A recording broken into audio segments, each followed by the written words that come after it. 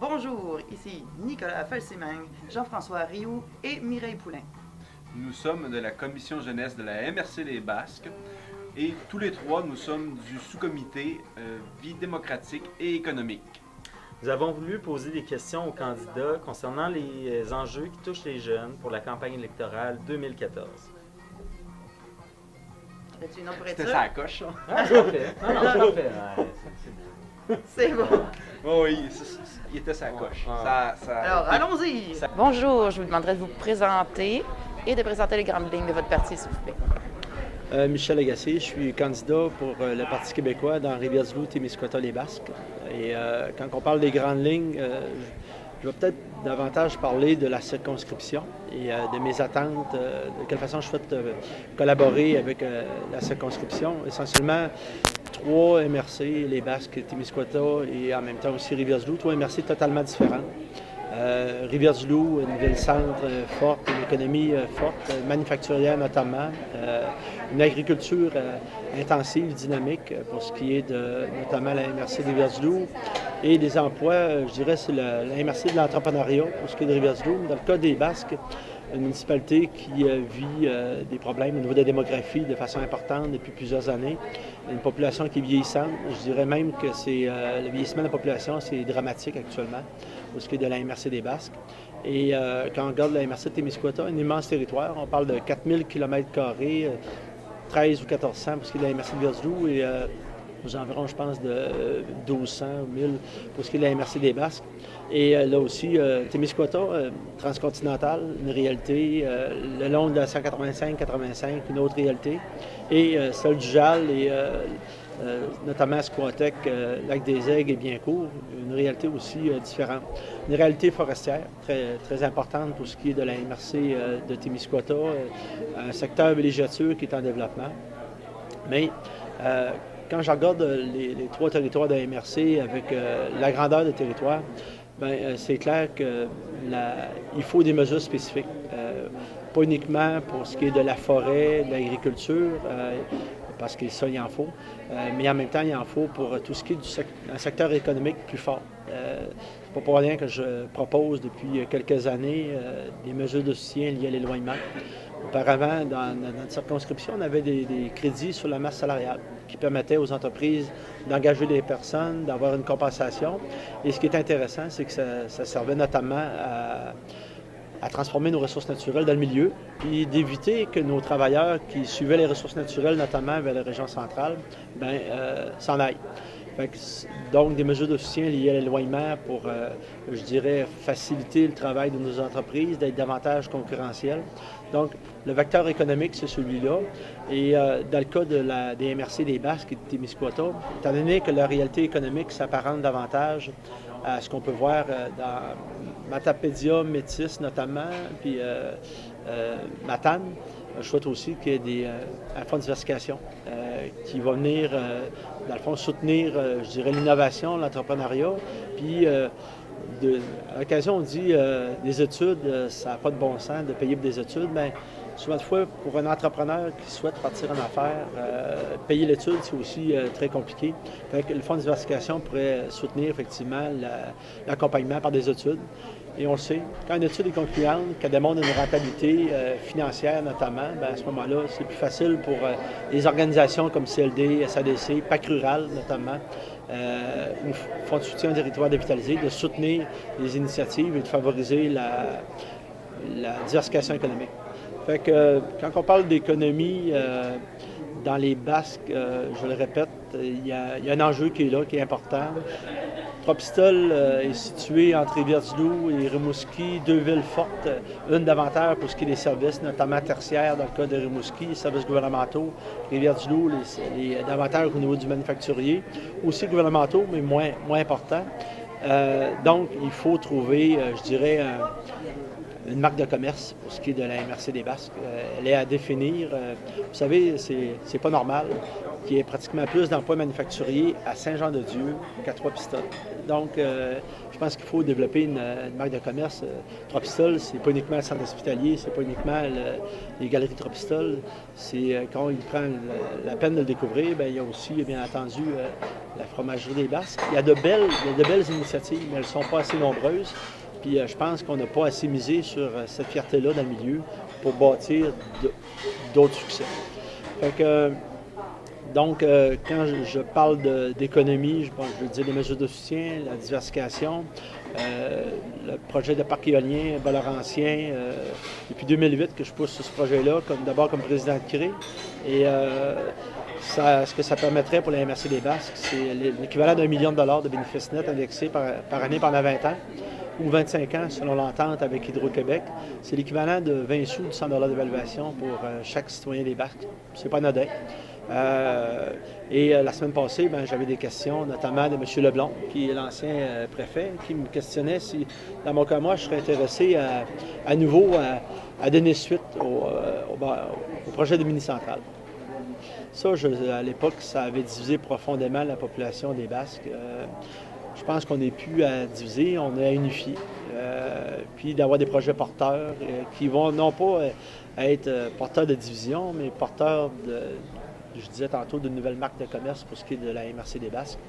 Fait que 1 million de bénéfices nets sûrs en développement éolien, je pense que c'est plus intéressant que toute autre somme qui pourrait, oui, partir d'un développement durable, environnemental, mais qui, en même temps, qui est, je dirais pas qui est honni, là, mais qui est fortement décrié par plusieurs. Fait que, il y a un cadre naturel à la rivière qui est intéressant, qu'on devrait, je pense, mettre en valeur. Fait que si on a de l'argent du projet éolien, on pourrait peut-être mettre en valeur la rivière. Fait que ça pourrait devenir un projet rassembleur. Donc, l'économie, c'est important. Donc, donner des moyens aux municipalités par l'entremise du parc éolien, donner des moyens aux municipalités pour ce qui est du fonds de diversification et en même temps, donner des moyens aux entreprises de se diversifier par l'entremise de mesures de soutien liées à l'éloignement. Quand on additionne ça, on peut dire que ça semble plutôt complet, mais avant les fêtes, il y a eu le PAC rural qui est annoncé, 10 ans. Le PAC rural plus, donc PAC rural, les mêmes sommes, pour soutenir des activités un peu semblables comme auparavant, mais le PAC rural plus, lui, c'est davantage des activités de concertation entre un ensemble de partenaires. Et ça va être au territoire des Basques à définir vers où ils veulent s'en aller. C'est-tu, exemple, le parc du Mont-Saint-Mathieu qui veulent upgrader avec différents partenaires? C'est-tu le parc régional basque qui vont vouloir davantage s'approprier, développer une marque de commerce en lieu et place de ce qui est actuellement le Club Appalaches au niveau des droits exclusifs? Fait que moi, je suis beaucoup sur l'autonomie locale, l'autonomie territoriale. Donc, ça, pour la MRC, ça m'apparaît important. On va rajouter, bien entendu, des secteurs forts ici, la forêt. La forêt, je vous dirais que c'est... je pense qu'il y a eu des années très difficiles. Depuis 2005-2006, c'est très compliqué, la forêt. Je pense qu'on a malheureusement perdu un sentiment de fierté important par rapport à la forêt. Fait que je pense qu'il faut revoir cela, redonner confiance à nos jeunes par rapport à la forêt, redonner confiance à l'industrie, aux industriels. L'automne passé, le rendez-vous de Saint-Félicien, 675 millions d'investissements. Moi, c'est rare. Il y avait une quarantaine, 40-45 personnes qui étaient autour de la table. Bien entendu, des industriels, des écologistes, des gens d'université et en même temps aussi tout ce qui est en lien avec les groupements forestiers, les gens de l'aménagement sylvicole. Standing ovation à la fin, parce que les gens veulent avoir de l'espoir par rapport à la forêt.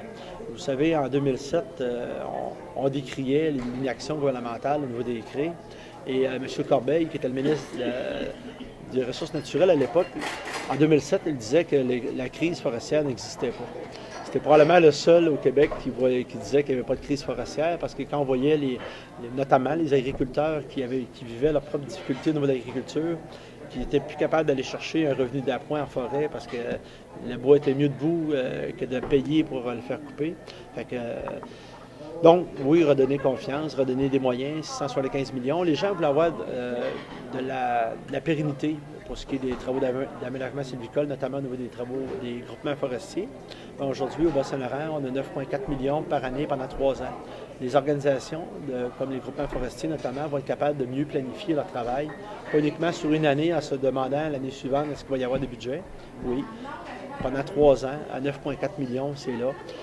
Le fonds de création d'emplois, qui a été, je dirais, une bataille épique à l'époque, parce qu'on avait des coupures pour ce qui est de la forêt de façon importante, 20 40 pratiquement 60 de coupures. Bien, le fonds de création d'emplois demeure. Ça a été réaffirmé par Mme Ouellette au sortir du rendez-vous national. Donc, 5,3 millions pour la forêt privée, c'est important. Vous savez, quand on parle de la forêt privée, c'est souvent de fois des revenus d'appoint pour, oui, les producteurs forestiers, mais en même temps, je le répète, les agriculteurs qui sont des grands propriétaires terriens. Donc, fonds de création d'emploi. L'autre élément, c'est ce que je disais tantôt, là, le chantier des classes commerciales. Vous savez, depuis les 30-40 dernières années, on a beaucoup investi, notamment au Bas-Saint-Laurent, dans les travaux d'aménagement sylvicole non commerciaux. On investit aussi dans les plantations. Et là, on est rendu à pouvoir récupérer une partie de nos dividendes et du capital. Et tout ça, là, essentiellement, ça va permettre à nos industriels d'avoir accès à la fibre, à la bille, à un coût moins important parce qu'il va y avoir davantage de volume. Et essentiellement, ça va créer de la vitalité économique. Puis, la vitalité économique, c'est important dans nos petites communautés parce que souvent de fois, la deuxième, la troisième transformation, elle est faite dans les milieux plus fortement urbanisés, que ce soit notamment Rivière-du-Loup ou encore Rimouski. Mais la première transformation, la collecte, est souvent de fois faite dans nos milieux. Le bois, il ne pousse pas à Rimouski et à Rivière-du-Loup, il pousse dans nos communautés rurales notamment. Fait que le prélèvement est fait là. La première transformation, souvent de fois dans les scieries, c'est fait aussi dans nos communautés. Donc, il y a un défi d'aller vers la deuxième et la troisième transformation. Et il y a des projets intéressants sur lesquels on pousse pour ce qui est du Témiscouata, mais il y a vraiment un niveau de connaissance au Témiscouata qui est très important sur la forêt. Il y aurait peut-être des ramifications à faire avec la MRC des Basques là-dessus, notamment sur tout ce qui est de la biomasse forestière. On sait qu'ici, il y a eu le Miscanthus gigantus, si je ne me trompe pas, là, dans les dernières années, qui a levé et qui a, semble-t-il, un peu baissé. Fait qu'il faut donner des suites à ça. Je pense que quand il y a une expérience qui n'est pas tout à fait concluante, il faut la mener au bout. Donc, la forêt, moi, je le répète, c'est un enjeu. Quand on parle de nos territoires, notamment la MRC des Basques, il y a la Serre des Basques qui est ici, je sais, je suis un membre. Donc, il faut effectivement que la forêt soit davantage présente, pas uniquement sur les travaux d'aménagement sylvicole, commerciaux, non commerciaux, mais en même temps sur la deuxième, la troisième transformation. Je pense qu'il y a un virage qu'on doit prendre. Et pour ce qui est de l'agriculture, bien là, je vous dirais que là aussi, c'est un secteur qui est extrêmement important. Oui, au Bas-Saint-Laurent, mais en même temps aussi, quand on regarde la circonscription de Rivière-du-Loup, Témiscouata, les Basques, je dirais que c'est encore davantage important pour ce qui est le long de la colonne du fleuve, Rivière-du-Loup et notamment les Basques. Et là-dessus, je me rappelle quand il y a eu les coupures qui ont été annoncées par le gouvernement précédent sur l'ASRA, qui faisait en sorte que 25 des entreprises les moins rentables étaient prises en compte pour ce qui est de l'assurance stabilisation. Bien, ça affectait particulièrement nos plus petites entreprises au Bas-Saint-Laurent puis en Gaspésie. Ça, à l'époque, en 2012, j'avais dit que ça... 2012, puis bien avant, là, comme président de CRI, je l'ai dit que ça n'avait pas de bon sens, là, puis qu'on était en train de charcuter notre agriculture à grands coups d'ignorance et d'incompétence. Fait que, puis là-dessus, on avait supporté l'UPA Bas-Saint-Laurent, M. Guimond notamment, en disant que le gouvernement précédent faisait des choix qui étaient néfastes pour l'agriculture. Là, quand le gouvernement de Mme Marois est rentré, il a mis un terme à cette injustice-là. La souveraineté alimentaire, donc des choses intéressantes quand on parle de la souveraineté alimentaire, d'avoir davantage de produits locaux, territoriaux dans nos assiettes, dans nos institutions publiques, que ce soit dans les centres hospitaliers, que ce soit dans les écoles notamment. Moi, je pense que c'est un choix qui est judicieux. Je pense que c'est la fierté. Hein. On a tendance des fois à oublier ça, puis, particulièrement à Montréal. Les gens, des fois, se questionnent encore si le lait vient vraiment du frigidaire. On voit ça.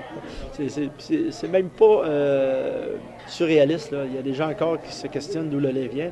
Fait que, on a avantage, je pense, à développer la fierté pour ce qui est des agriculteurs.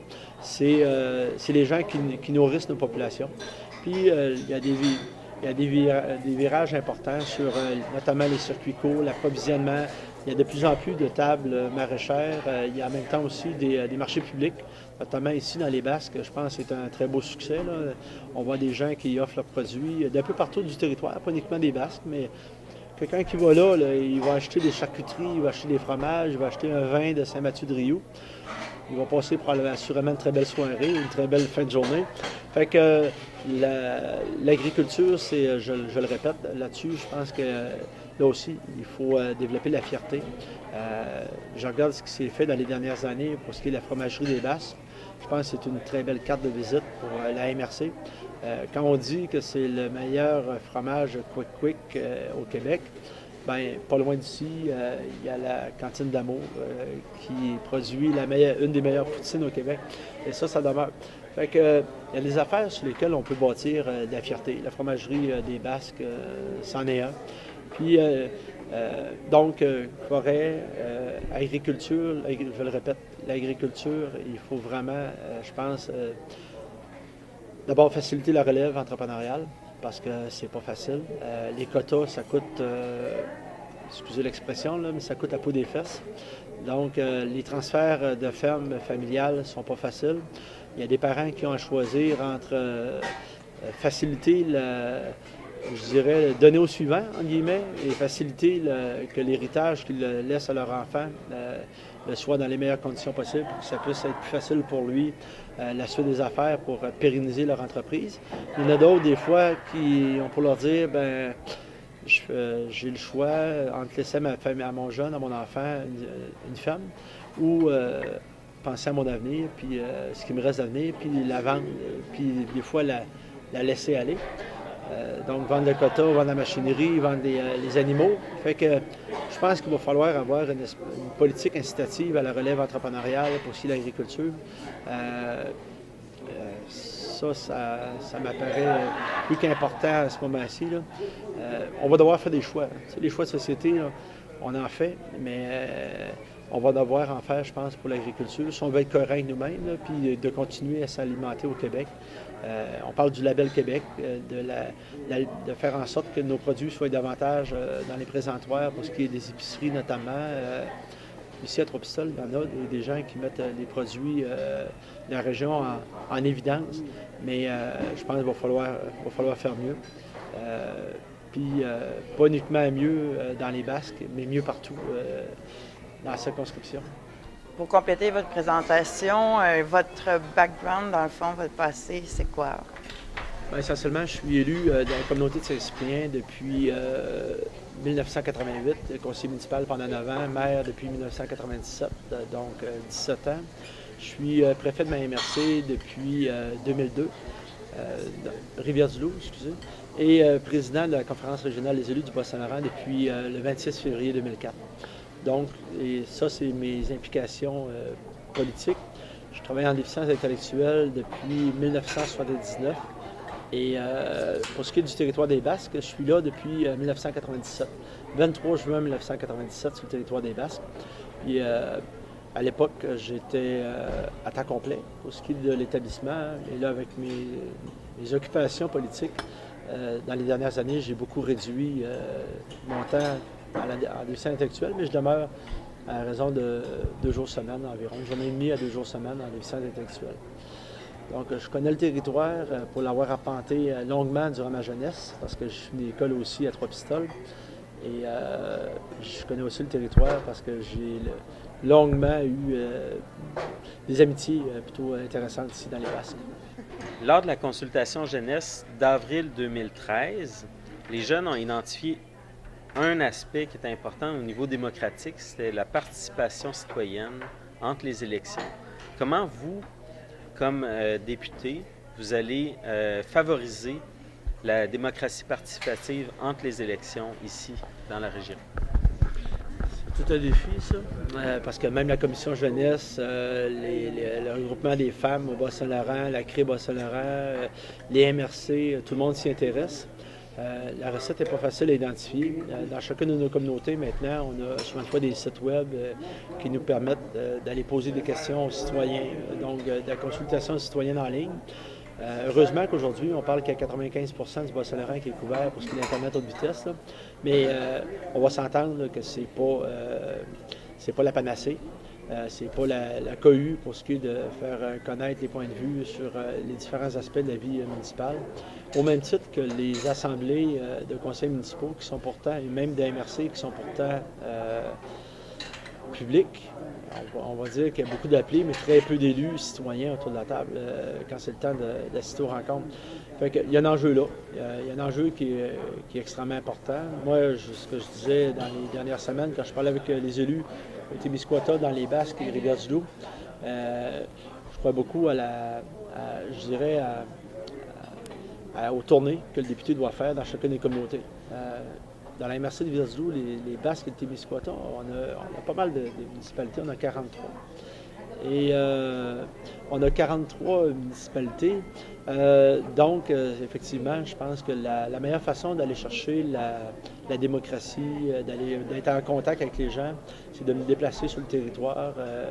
Une fois par semaine, je pense que c'est intéressant d'être dans une ou deux communautés le samedi, aller prendre un café, aller échanger avec les gens et se prêter effectivement à des échanges. Ça peut être des assemblées de cuisine ou des assemblées de restaurants où ce qu'on peut échanger, permettre d'aller chercher le pouls des gens puis de voir c'est quoi les attentes citoyennes. Mais en même temps, comme député, moi, ce que je souhaite, c'est d'abord d'avoir un bureau itinérant. Rivière-du-Loup, c'est une plaque intéressante, mais je pense que d'avoir un bureau ici dans les Basques, mais de venir une fois par semaine ici, le lundi, une fois par semaine au Témiscouata. Les gens de Rivière-du-Loup qui veulent venir me voir, viendront dans les Basques et le Témiscouata. Ils vont voir que c'est deux territoires qui sont plutôt intéressants sous l'angle des paysages notamment.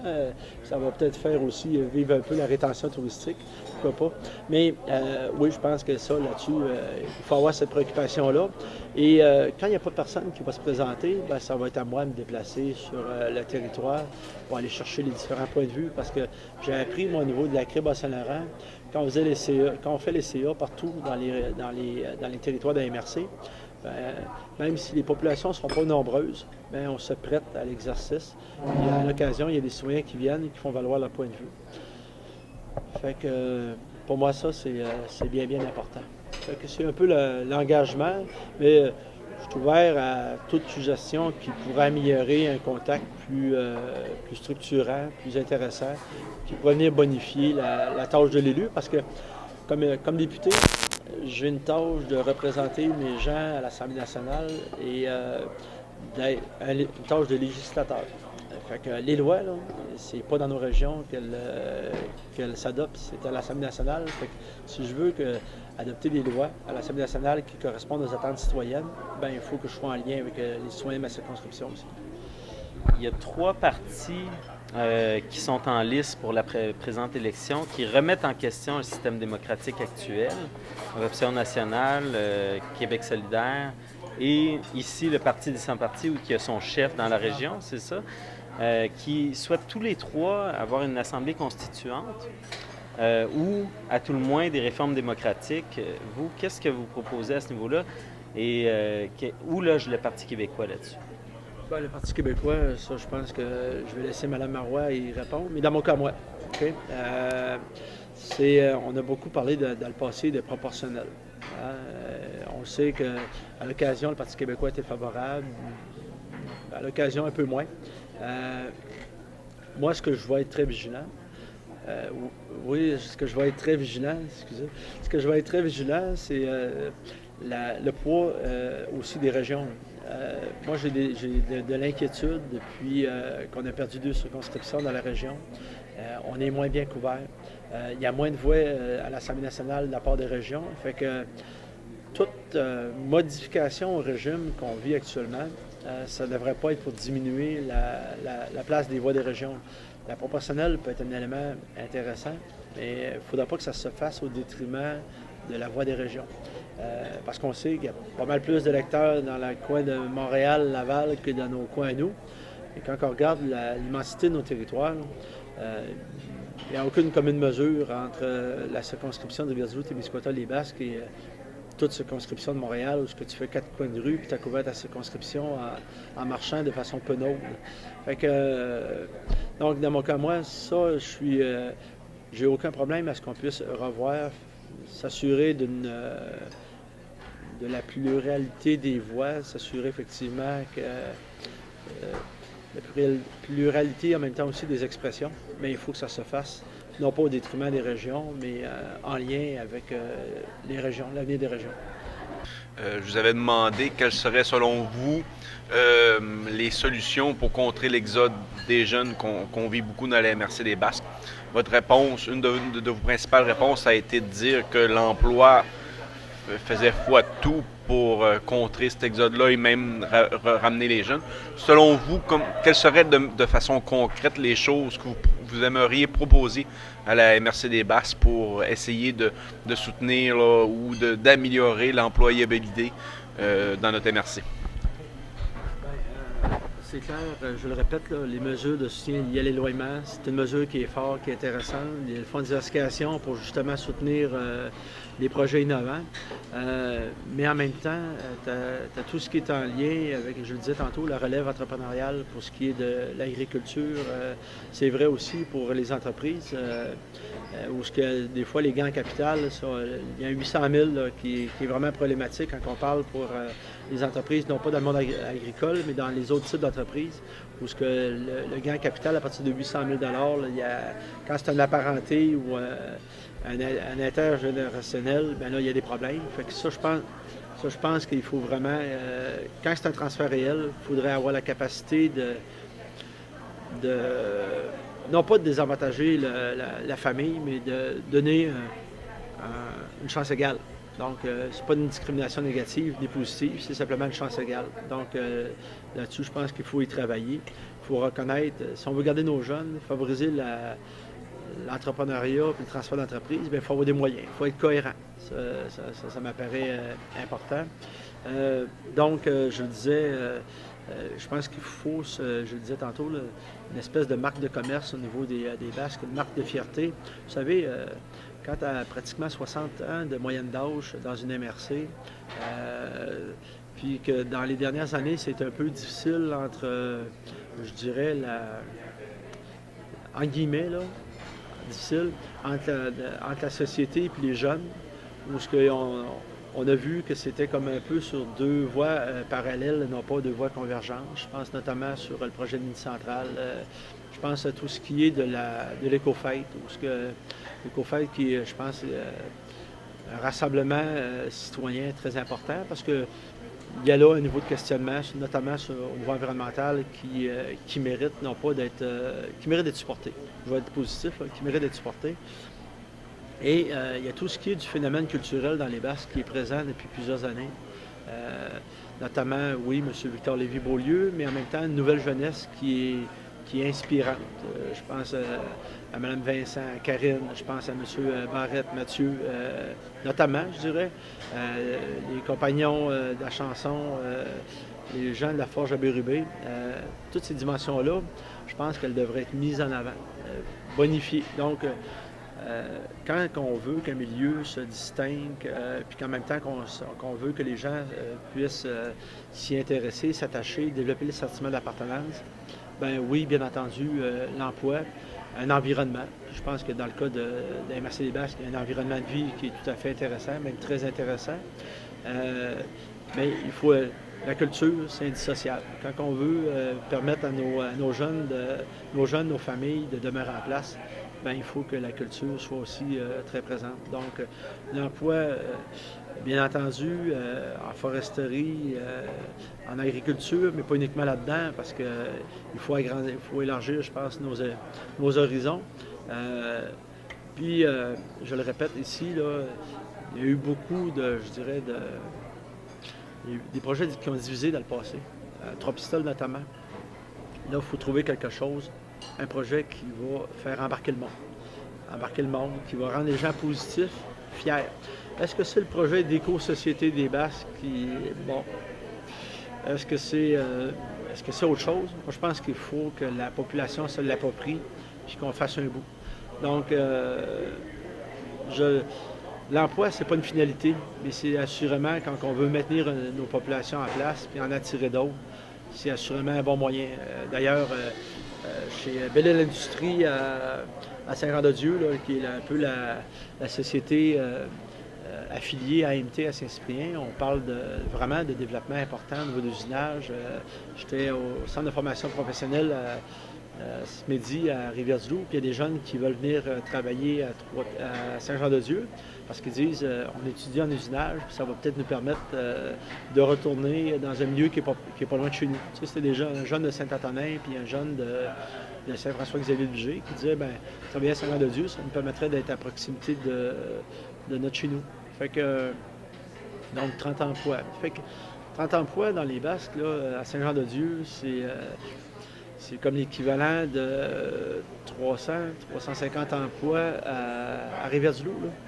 Fait que chaque emploi créé, là, c'est drôlement important. Oui, ils font des associations, oui, des outils, mais en même temps, je le répète, il faut développer la fierté et l'appartenance. Ça, c'est malheureux. Comment vous conciliez les projets d'électrification des transports, de monorail, de voitures électriques, d'économie verte, qu'on a vu ressortir là, pendant la campagne, avec le projet d'exploitation pétrolière, d'exploration à tout le moins, le projet d'oléoduc, le terminal pétrolier dans votre circonscription? OK. On va commencer d'abord, je pense que le Bas-Saint-Laurent depuis plusieurs années, puis là-dessus, Rivière-du-Loup-Témiscouata-les-Basses ne fait pas exception à la règle. Là. On cherche vraiment, je pense, à s'affranchir du pétrole. Une des façons, c'est l'électrification des transports. Un coup qu'on a dit ça, on a dit beaucoup, puis en même temps pas grand-chose. Parce que l'électrification des transports, je pense, c'est très mineur actuellement. Il va falloir trouver des façons d'accélérer ça. Acquérir une automobile qui a une Prius ou encore une Volt, c'est 40-45 000 $. C'est pas à la portée de toutes les bourses. Donc, c'est clair qu'il va falloir assurément probablement tenter de développer, un peu comme c'est fait en Inde, une auto québécoise qui va favoriser l'utilisation de l'électricité. Je pense que ça mettrait un peu de place pour le génie québécois. Donc, en attendant que tout ça se fasse, parce que ça va prendre quelques années, le fait qu'on ait repris une partie des droits en lien avec Anticosti, je pense que c'est une bonne chose. Je dirais que la meilleure protection, le meilleur pare-feu pour que ça soit fait de façon correcte, c'est encore que ce soit un gouvernement qui s'en occupe en partie. On n'est pas dans l'exploitation, on est dans l'exploration. Donc, ça concilie la position aussi de la CRE Bas-Saint-Laurent. Oui, une exploration responsable, puis oui, une exploitation responsable, mais pas au détriment de l'environnement, pas au détriment de la nappe phréatique. Il y a des choix, hein? On est toujours dans les équilibres. Là. Puis quand on parle de l'oléoduc, ça là-dessus, je suis très cohérent avec moi-même. Il faut qu'il y ait un BAP sur l'oléoduc. Et puis pas uniquement sur l'oléoduc, sur le port pétrolier. Parce qu'actuellement, il n'y a pas personne qui m'a dit que l'oléoduc pouvait être installé de façon sécuritaire. Puis que le port pétrolier serait mis de façon sécuritaire. Tu sais, c'est pas uniquement l'aspect environnement qui m'intéresse, là. C'est l'aspect social puis l'aspect économique. Et parce que dans le passé, on s'est fait monter des bateaux parce qu'on n'est pas loin du fleuve. On s'est fait monter des bateaux en 80 parce qu'il devait y avoir un port méthanier. En 2004-2005, il devait y avoir un port méthanier. Finalement, les régions se sont beaucoup investies, ça a divisé nos populations. Tu sais, à Kakuna, un référendum, 57 % des gens qui étaient pour. Il y avait quand même 43 % des gens qui questionnaient.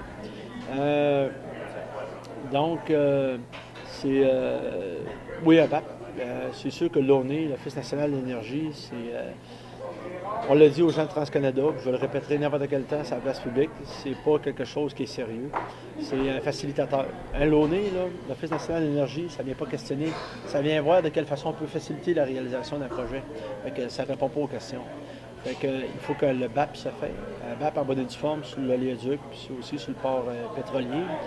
Puis quand je dis ça, c'est pas parce que je veux simplement m'assurer d'avoir toutes les réponses avant de prendre une position. Là, parce que en fin de semaine, j'écoutais M. Couillard, qui accueillait positivement, je dirais même quasiment dans l'enthousiasme, en disant après, ben je vais laisser à M. Damour, à Jean, le suivi par rapport à l'environnement. Ben, c'est parce qu'excuse. Ce qui prime à bord, là, c'est pas l'enthousiasme, c'est les réponses. Les gens veulent avoir des réponses sur l'environnement, sur l'aspect social, la sécurité citoyenne, la sécurité environnementale, la sécurité économique. Il n'y a pas personne actuellement qui a ces réponses-là en poche. Puis je trouve curieux aussi qu'une personne qui aspire à être premier ministre se positionne alors qu'il y a éventuellement un BAP qui va être uniquement demandé. On va espérer qu'il y ait un BAP qui se fasse. Pour nos populations, en bas de moi, je l'ai dit, la dernière fois qu'on a eu une rencontre avec le ministère de l'Environnement, en bas de... J'étais avec Mme Sirois puis M. Soucy. En bas d'un BAP, je vais être en tas. Fait que, donc, ça, la barre est mise, là, un BAP.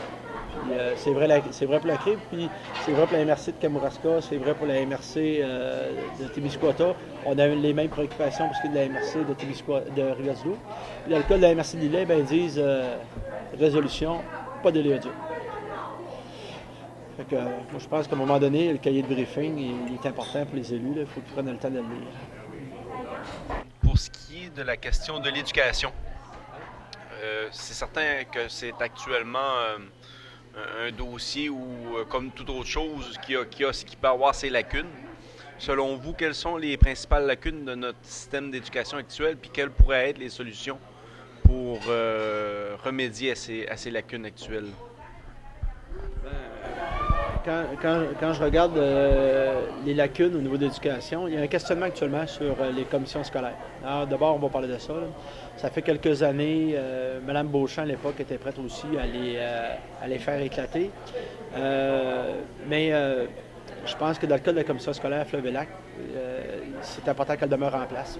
Quand on regarde l'étendue du territoire, 2 heures, 2 heures et demie de route de bout à l'autre du territoire, puis je le répète, des dimensions sociales, économiques, puis territoriales qui font en sorte qu'il faut que la commission scolaire du Fleuve-et-des-Lacs demeure. Simplement pour s'assurer d'une juste répartition des ressources professionnelles. Vous savez, je vais donner l'exemple de Saint-Cyprien. On peut dire qu'on est une école qui est, en guillemets, riche d'étudiants. Les municipalités à côté, Saint-Clément et Sainte-Rita, n'ont pas le même niveau de richesse des étudiants. Ça voudrait dire que nous, parce qu'on est riche, on pourrait avoir des professionnels pour nos jeunes qui vivent des difficultés. Puis les municipalités à côté n'auraient pas le même niveau de soutien pour ce qui est des jeunes. Fait que je pense qu'on ne peut pas souhaiter ça au Québec. Là. Une éducation avec des professionnels pour les municipalités qui vont avoir des élèves, puis une éducation sans ressources professionnelles pour les municipalités qui auraient moins d'élèves en classe. Fait que quand je dis ça, il faut en même temps aussi améliorer les cadres professionnels. Tu sais, dans la MRC des Basques et de Témiscouata, on le sait, là, il y a des demandes sur le carrelage, sur le plâtrage, sur les peintes en bâtiment, sur les poseurs de membranes souples. Fait que ces dimensions-là, il faut être capable d'y répondre parce que ça fait partie des besoins du milieu. Si on répond aux besoins de formation par rapport à ça, ça va vouloir dire qu'il y a des gens qui vont développer dans des entreprises chez nous, des jeunes qui vont vouloir rester. Donc, au lieu de faire affaire avec des gens de l'extérieur, bien, c'est des jeunes de chez nous qui vont pouvoir répondre à ces besoins-là. L'autre chose, une des plus grandes menaces pour notre système d'éducation, c'est on était 1500-1600 à l'époque à l'école secondaire de Trois-Pistoles. Aujourd'hui, on est à peine 400. Fait que la plus grande menace, c'est les élèves en classe, le nombre d'élèves. Donc ça, je le répète, il faut, dans le fond, il va falloir être davantage attractif. Il y a des politiques, je pense, qui ont aidé pour ce qui est de la natalité, notamment les CPE, je dirais, ça a beaucoup aidé, mais l'emploi, mais il va falloir accentuer l'emploi, puis voir de quelle façon, au lieu de ghettoiser les immigrants, ou une partie importante des immigrants, notamment à Montréal, c'est de voir comment on peut être plus attractif dans nos régions pour l'immigration. L'immigration, c'est pas une menace. Au contraire, c'est une opportunité pour nos régions. Fait que je pense que c'est la plus grande menace actuellement sur le système d'éducation dans nos régions, pour nos petites écoles, c'est le fait justement que les élèves ne sont pas au rendez-vous. On a eu beau dans 2008, 2009, 2010, 2011 prendre une certaine revanche par rapport au berceau, c'est-à-dire avoir davantage de bébés, d'enfants. C'est pas suffisant. Il va falloir d'être davantage attractif. On l'est déjà pour les gens qui sont à la retraite, mais c'est les gens qui sont à la retraite, puis le grand bien nous en fasse qui nous choisissent, là, mais c'est pas ces gens-là qui vont nous emmener des enfants dans nos écoles. Donc, il faut être attractif, créateur d'emplois pour nos jeunes, puis en même temps, bien, attractif davantage pour les immigrants. Nous, à l'époque, au niveau de la CRI Bas-Saint-Laurent, on parlait d'avoir des espèces de bourses pour favoriser que l'immigration vienne dans nos régions. On parlait aussi de bourses pour faire en sorte que, au lieu de construire des écoles en milieu fortement urbanisé comme à Montréal, bien, qu'on donne des bourses aux étudiants montréalais pour qu'ils viennent dans nos cégeps puis dans nos universités pour qu'ils puissent suivre des formations. Fait que, probablement que les gens de Montréal, s'ils viendraient plus souvent en région, bien, ils nous connaîtraient peut-être mieux, puis ça ferait peut-être en sorte qu'il y aurait peut-être un peu moins de préjugés sur l'agriculture, la forêt, les choix qu'on fait. On voudrait connaître c'est quoi vos positions quant au prolongement de l'avant actuel. C'est certain, nous, en plus, dans notre MRC, il y a un pont, il y a un questionnement sur les coûts exorbitants que coûterait le fameux pont de l'Avent sur la rivière Trois-Pistoles. Fait qu'on voudrait vous entendre, un, sur le prolongement de l'Avent et deux, sur le cas bien plus précis que du pont, des coûts exorbitants de ce pont pour simplement faire passer une certaine quantité de voitures. Okay. Je connais très bien le dossier, le 185-85, un peu moins celui-là de l'autoroute 20. Par contre, je sais qu'il y a une volonté gouvernementale depuis plusieurs années de permettre l'amélioration de la sécurité routière, notamment de Rivière-du-Loup, Kakuna, aller jusqu'à Rimouski. Je sais qu'il y a des travaux qui vont se faire cet été. C'est déjà octroyé. Quand on parle du pont, effectivement, est-ce que c'est 80, c'est 100, 125, 150 millions?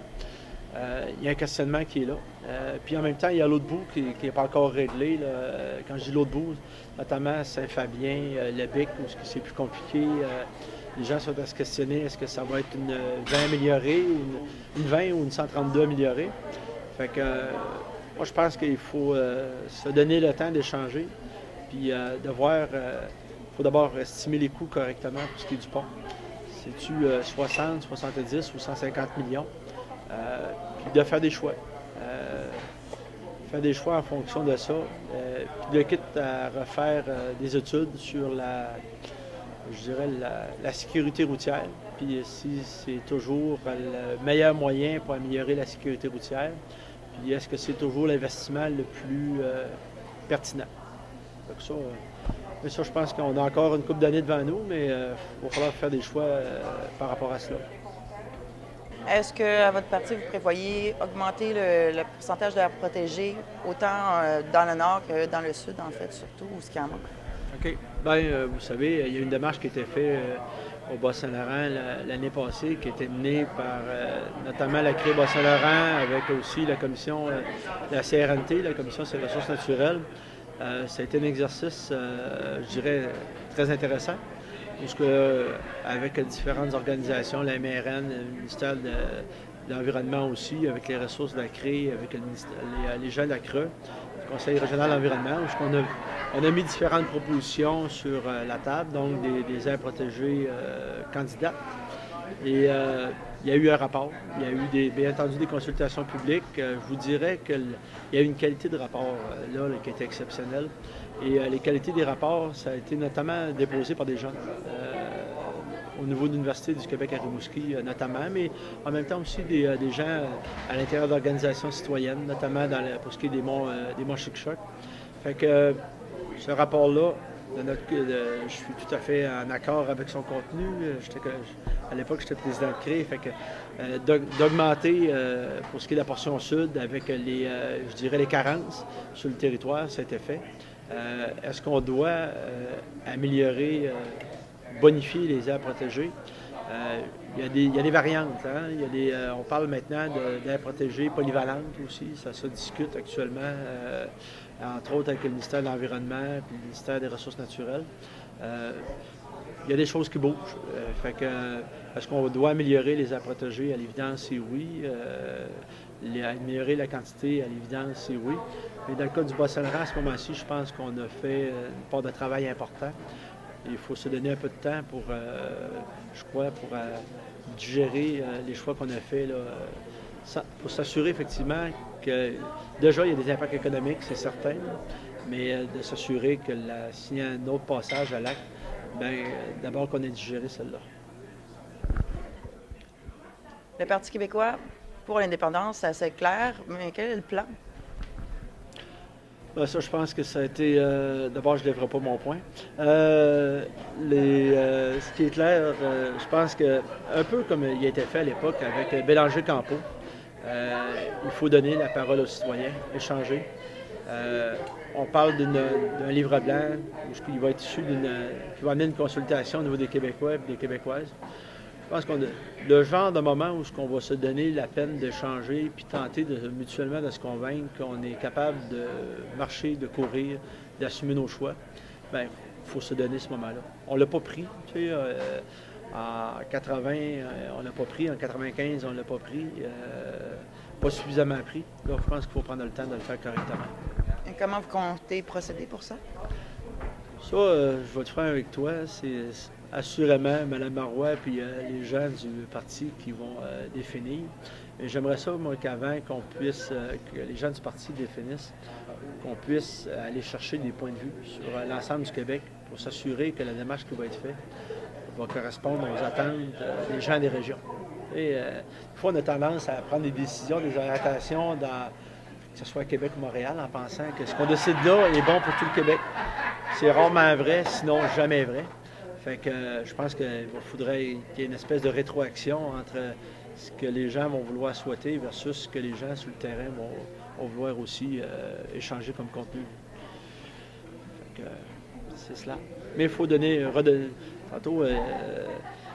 Falsimagne parlait de quelle façon on peut consulter les citoyens, s'assurer d'une démocratie citoyenne. Sur cet exercice-là, aussi important que éventuellement définir le pays, il va falloir se donner un moment, plus qu'un moment, puis donner la parole aux gens. La question est concernant l'utilisation des terres agricoles à des fins autres que l'alimentation humaine. On voit souvent maintenant des projets là, de faire pousser certaines fibres dans l'objectif là, de soit faire de l'énergie ou des biomatériaux. Même encore plus que ça, dans les dernières années, toute la question là, de la fabrication de l'éthanol à partir du maïs qui pourrait très bien servir aussi à nourrir les gens. Fait que ce serait de voir quelle est votre position concernant l'utilisation des terres à autre fin que celle de l'alimentation. C'est sûr que faire pousser du maïs pour l'éthanol, ça, c'est jamais. Okay? Ça devrait être jamais, là, parce qu'il y a des gens qui meurent de faim actuellement dans le monde. Fait que on devrait faire jamais ce choix-là. Je vais préférer, moi, plutôt utiliser. Je n'en ai pas parlé tantôt, mais l'usine de biométhanisation sur laquelle la MRC des Basques va être actionnaire, ça va utiliser justement le biogaz liquéfié pour faire transporter notamment des marchandises. Fait que ça, j'ai aucun problème à ce que la pourriture fabrique du biogaz liquéfié et qu'éventuellement, il y ait moins de gaz à effet de serre par l'entremise du diesel, ça, j'ai aucun problème. Mais d'utiliser les terres pour faire pousser du maïs pour éventuellement faire de l'éthanol, pour moi, ça, c'est un non-sens. Surtout quand on voit qu'il y a des gens qui meurent en Afrique de faim, puis même pas en Afrique, au Québec. Actuellement, il y a des gens qui meurent de faim. Il y en a 300 dans les MRC des Basques qui, à chaque mois, se questionnent qu'est-ce qu'ils vont avoir dans leur assiette. Fait qu'un épi de maïs, pour moi, ils seraient bien contents de l'avoir. Donc, priorité à l'agriculture pour ce qui est des terres. Je pense aussi qu'il y a une politique au niveau du gouvernement du Québec, de Mme Marois, de s'assurer que les terres ne deviennent pas des objets de spéculation. Donc, quand on parle de terres qui peuvent servir notamment pour ce qui est du saulosier, Miscanthus gigantus, D'avoir de la biomasse qui va servir à chauffer nos foyers à partir de la biomasse autrement que par du mazout ou d'autres types de gaz fossiles. Je suis plutôt favorable, mais je pense que priorité, les terres, c'est à l'agriculture.